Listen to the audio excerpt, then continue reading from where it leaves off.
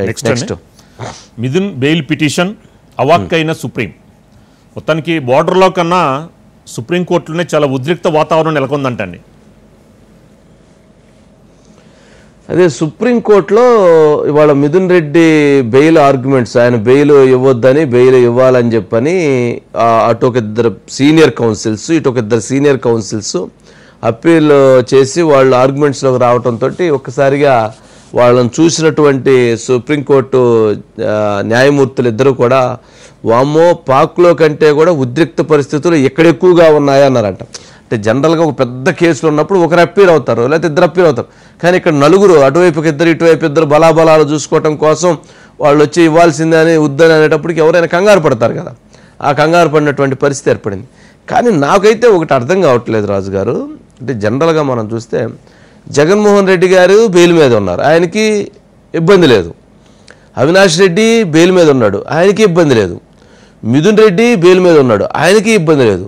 Peddireddy bail మీద ఉన్నాడు, ఆయనకి ఇబ్బంది లేదు. కానీ గోరంట్ల మాధవ్ మరి ఆయనకేందో బెయిల్ రాలేదు. వల్లభనేని వంశీ ఆయనకేందో బెయిల్ రాలేదు. నందిగాం సురేష్ ఆయనకేందో బెయిల్ రాలేదు.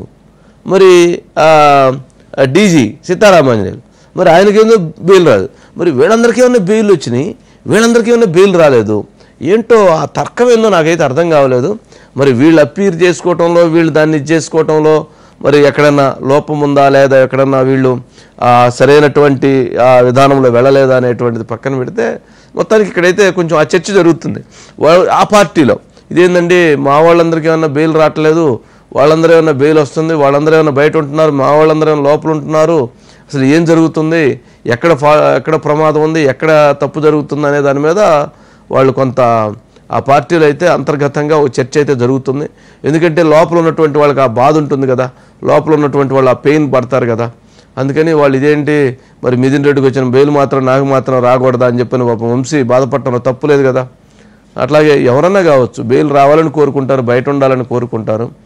బట్ చూద్దాం ఇక్కడ ఎక్కడో ఏదో సంథింగ్ పొలిటికల్గానా లేకపోతే లీగల్గానా లేకపోతే దాన్ని ప్రజెంట్ చేసుకోవటంలోనా లేక వాళ్ళు అంటే వీళ్ళు చేసిన తప్పులు లేవని వాళ్ళు చేసిన తప్పులు ఉన్నాయని చెప్పి భావించబట్టంతో ఏదో కానీ మొత్తానికైతే కొంత ఇబ్బంది ఉంది రాజుగారు. చూద్దాం మరి ఏం జరిగిద్ది అనేది.